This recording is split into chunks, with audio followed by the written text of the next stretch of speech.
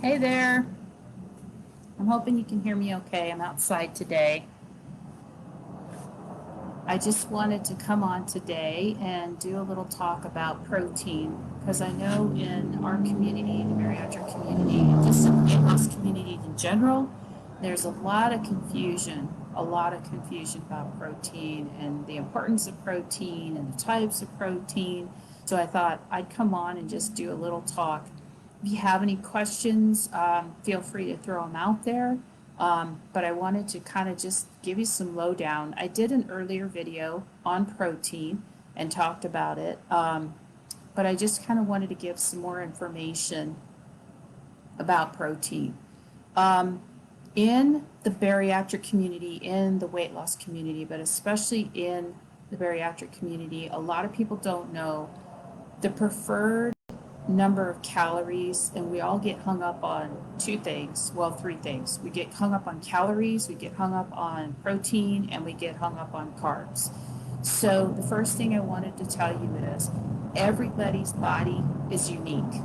Some people can eat 1,200 calories and have no problems with losing weight bariatrics. Some have to eat a little bit more, some have to eat a little bit less.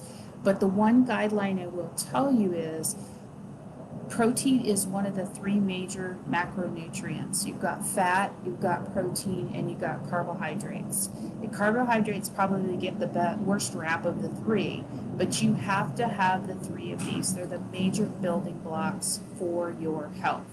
Okay, so I'm going to give you a couple things that I've learned along the way as a trainer, as a nutrition coach, and some things that I've learned in my own bariatric journey. A lot of people don't realize I am a gastric sleeve patient. I will be 7 years out this September. I went from my highest weight was 292 pounds. I was sleeved at 238, and I range anywhere between 165 and 170 right now. I recently started bodybuilding, so that makes it a little different for me because I do have to eat more food as I'm trying to put on muscle mass. So, and as we know, you don't put on a lot of muscle mass without eating. So that's just to give you that caveat there.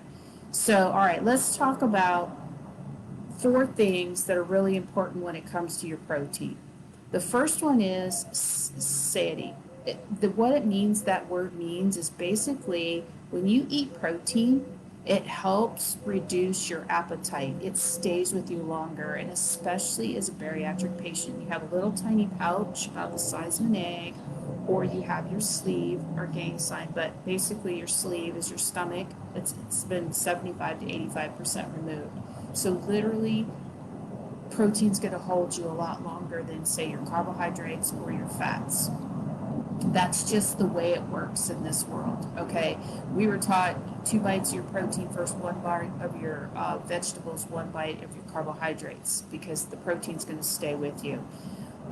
Protein helps you feel fuller longer, okay? And I'm going to say this as somebody who's experienced this and been this far out. If and had experience with a lot of clients, if I can get you to have some satiety and you feel like you've got something in your stomach and you're not starving all the time, you're going to stick with a type of diet or protein or diet plan, or whatever you want to call it, lifestyle, longer than if you're hungry all the time. I'm just telling you, that's the fact, Jack. Seriously. This talk's going to be a little more serious than some of the other ones, but and then we get hung up in the bariatric world about how many grams. Our doctors tell us 80, 90, 100 grams of protein. The average person doesn't necessarily need all that protein if you're not trying to lose weight and you're not trying to bodybuild. But if you're trying to lose weight, you want to have your protein up a little bit higher because it's going to help you feel fuller longer. You burn more energy to process that protein. So let me give you a little bit of breakdown on that. Let's talk about lean muscle mass for a minute, because we can't talk about this without lean muscle mass. When you are extreme dieting, when you are trying to lose weight, guess what? When you lose weight, you lose some muscle mass. That protein is to help support that muscle mass. Is that going to say that you're not going to still lose some? No. but you're not going to lose as much. And I'm speaking from personal experience. When I went from when I had gastric sleeve surgery and I lost a ton of weight, I went actually past where I was supposed to go and I kept going. I looked like somebody that had come out of a refugee camp. I was not healthy. I had lost so much muscle. I had lost so much weight that it was unhealthy. I had personal trainers that would not take me as a client because I had lost so much weight that I was not healthy. I had no strength and I was not a healthy person. I was also diagnosed with an unspecified eating disorder because I had gone from one extreme of being morbidly obese to the other extreme of having an eating disorder. I was terrified of food. And I had to learn to respect my body and respect that food again. So I've been on both extremes of this coin. There's a happy medium, and that's where we have to live, is in that middle space. So let me talk about protein a little bit more here. So you have to have protein to support your body while you're losing the weight, especially in that first year, in the honeymoon period after gastric surgery. You have to have that protein to support the weight loss, because here's why: if you don't, you're going to really damage your muscles. I'm speaking from experience here. You're going to not do well by your body. So that's one thing. Also, breaking down your body, breaking down the protein. There's a thermic event that happens when effect of food. Protein has a 20 to 30% higher breakdown burn than, say, carbohydrates, which have only 5 to 10, and fats are even less. So that your body doesn't want to store protein, it wants to store those other ones because they're easier to break down. Okay, so you're actually going to burn more calories just sitting doing nothing, because your body's going to have to work harder to burn down that protein. I mean, this is just the effects of thermodynamics. It's just the way it is. So 20 to 30% of your protein calories are burned while your body is digesting and metabolizing the protein. So in other words, it's gonna boost your metabolism, just the way it is. So it also prevents muscle loss, and it prevents metabolic slowdown. In other words, our bodies kind of go through, I'll bring it up right away. Biggest Loser. Those guys were very low calorie, low diets. They're shredding weight, okay? Afterwards, they've done studies on them now, and their metabolism in the tank. And the problem is that they stripped everything out. They wean themselves out. Bodybuilders do that. They shred, but they do it safely. Okay, and in the off season, they bulk and build muscle. Okay, so what is this? You're like, what does this mean to me? So here's the bottom line. As a bariatric patient, if you're eating, and I'm not giving you medical advice, I'm stating facts, but let's just use an example. Normally a doctor will tell a bariatric patient, once they get back up to eating normally, they've gone through their normal process of the liquids, the thick liquids, the mushy foods, the solid foods. 1,200 calories is about what they want you to eat. Now, here's the thing. That's also, you're walking, you're doing some exercise. A lot of us turn into gym heads, start hitting the gym all the time, which we'll talk about in a minute. But for effective weight loss, and this is just a ballpark, but if you're eating about 1,200 calories, about 30% of your calories should be protein. About 30% of your calories should be protein. Well, what does that break down to? That's about 90 grams of protein. If you're in a safe range, 60 to 80, I think is a doable range. Some people have a hard time getting 90 calories or 90 grams of protein. And I'll be honest, as a plant-based person, it's challenging. It's doable, but it's challenging. And I'll talk about that in a second. So what does that make? What does that say? You're saying 90 grams of protein. Okay, so here's the breakdown. That's about 30%. And that's about 360 calories out of your 1,200 calories. So you've got your bank at 1,200 calories, 90 grams of protein, because a gram of protein is only 4 calories. So 90 times 4 is 360. So now you have the rest of your calories. So from there, you want to go about 40% carbohydrate. We want to have lower carbohydrates. Here's the thing. With your carbohydrates, you want those to be complex carbohydrates because you want your body to have to burn those off. So again, that's going to be higher fiber foods. You know, plants are carbohydrates. Fruits are carbohydrates. You know, your veggies, your fruits, those are going to be your better choices. Your very high fiber grains are going to be good choices. So 120 grams of carbohydrate, that's about 40% of your calories, which is about 480 calories. Okay. So, and then that leaves fat. Now, fat's a whopper. It's 9 calories versus protein and carbohydrates are only 4 calories per gram. So, 40 grams of fat, okay, is 360 calories because 40 times 9, right? And then that's about 30%. I know that 30% of your protein, your macros, 30% is protein, 40% is carbohydrate, and 30% is fats. That is a balanced diet. So let me give you some examples. So this right here is about 4 ounces of meat, okay? So about 4 ounces of meat is going to be what your protein's going to look like. Now, it depends on your protein, obviously. Your vegetables are going to be about a fistful. Okay, that's about a cup roughly. It's about a fistful. This is part of the training we do through Precision Nutrition.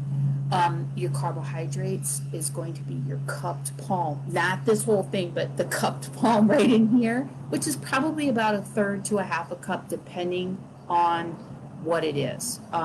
Let me give you an example of, let's use peas. I know everybody thinks that they're just a starch, okay? Peas have excellent protein in them to boot, okay? But they have carbohydrates, obviously, but they also have a little bit of fiber, okay? Another one, let's use an example that everybody's not too thrilled about, but kale, really low carbohydrate, has some fiber, has your nutrition. Okay, fats, this is a big one. This is your thumb, right? That is literally about a tablespoon. I've actually measured this out. I cut an ounce of cheese, and it's about this size, okay, which is about a tablespoon. So that's literally about, that's what you're looking at. So you would be looking about 360 calories of, and if you're out at a restaurant, again, 2 ounces of salad dressing, depending on the salad dressing. Let's use a good example. Panera has an apple Fuji dressing that I really love, but it's 110 calories for 2 tablespoons. So there's my measurements, my 2 tablespoons. So if you aim, as you're going through your weight loss process, to stay somewhere between the 60 to 80 grams of protein, if you're doing 1,200 calories, 90, if you stay in that range, you're going to feel full longer. And let's face it, what is weight loss all about? It's about sustainability. You're not going to sustain a diet of any kind if you can't live within it. Okay? What I tell my clients is 80% of the time I want you to be on your nutrition on point. I want you getting your protein. I want you getting your good carbohydrates, and I want you getting your clean fats. 20% of the time, do something that you want to eat. If you go out with a family friend or whether, don't jump off a cliff, but live your life, because that's sustainable. That is sustainable. Trying to diet every day, your body's going to get worn out, and you're going to get worn out. So again, your proteins. Let me give you some examples though before I go. I just want to give you some good examples of some good proteins, okay? So first of all, if you eat meat, and I'm not judging you if you eat meat, okay? Just understand, I don't choose that for my lifestyle because of my current issue with my health. I don't do that. I eat more plants. But what I'm saying is, increasing your in protein is good. I want you to know the sources of your protein. I want you to try and get farm-raised, grass-fed, wild. That's a good question, Eileen, and I want to answer that. So meats, chicken, turkey, lean beef, pork. Eat lean meat and know where your source comes from. fish, salmon, sardines, haddock, trout. Again, know where your source is coming from. Eggs, if you eat eggs. Just as with eggs, all the cholesterol and fat is in the yolk. So if you eat eggs, try and lean towards the whites. So if you have a 2 egg omelet, take that second yolk out. And so you have the white and the other whole egg. You're going to cut your cholesterol because your entire daily intake of cholesterol is one yolk, just so you're aware. But there's some amazing, the protein is in the whites, and it's got good, some good macronutrients like selenium, those type things in it. So dairy, if you eat dairy, know your sources, eat lean sources of dairy and your legumes. Beans are a huge source of fiber. They're a huge source of protein. Your chickpeas, your lentils, your kidney beans, your black beans, those are great sources. Peas actually are a good source of protein, obviously pea protein. So how do we weigh that against what other people are saying? You have to find what works for your body. You know, I look at it, some people are going to need that sustainability, especially in that first year after bariatric surgery. You've got to have some protein. If you need a protein, try and go plant-based, obviously, but you need that protein to support your weight loss. If you don't have it, you're going to lose muscle mass, okay? And I'm not saying that's a bad thing, but I'm saying if you go extreme, 100 pounds, 200 pounds, 300 pounds, you're going to lose muscle mass. I'm just telling you. That's why walking is good. Light exercise is really good. You know, cardiovascular stuff, but you need to support that muscle mass. That I'm just telling you, it is the way that it has to be, because if you don't support that muscle mass during the weight loss, you're going to lose large amounts of muscle. I'm not making this up, it's just the way your body works. So if you're going to do a program like that has like a smoothie in the morning or something like that, add a scoop of a natural protein, a good clean protein. Some people can't even do that. So what I suggest is some people can't do the smoothies in the morning. They don't feel like they're getting full, and I know that that's a big issue in the bariatric community. We go from eating a ton of food and feeling full and overstuffed all the time, dropping us down to basically nothing after having bariatric surgery, and then we have to find that medium balance for our lives.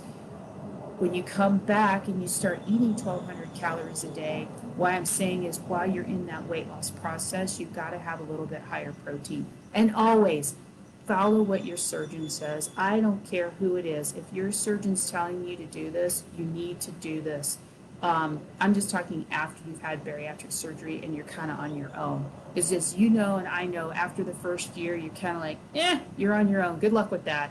Their surgeon's job is to get you to lose weight. You've lost your weight, and then it's like there's nothing. There's really no support after that. So I'm just speaking from my personal experience. I am speaking from what I have experienced myself, and having gone from, you know, being extremely heavy to going to the other end of the scale and losing a lot of muscle mass. You're going to want to start working on building that back up and finding that happy medium. So again, I just wanted to come on and talk about the protein because I know it's a big issue in the bariatric community.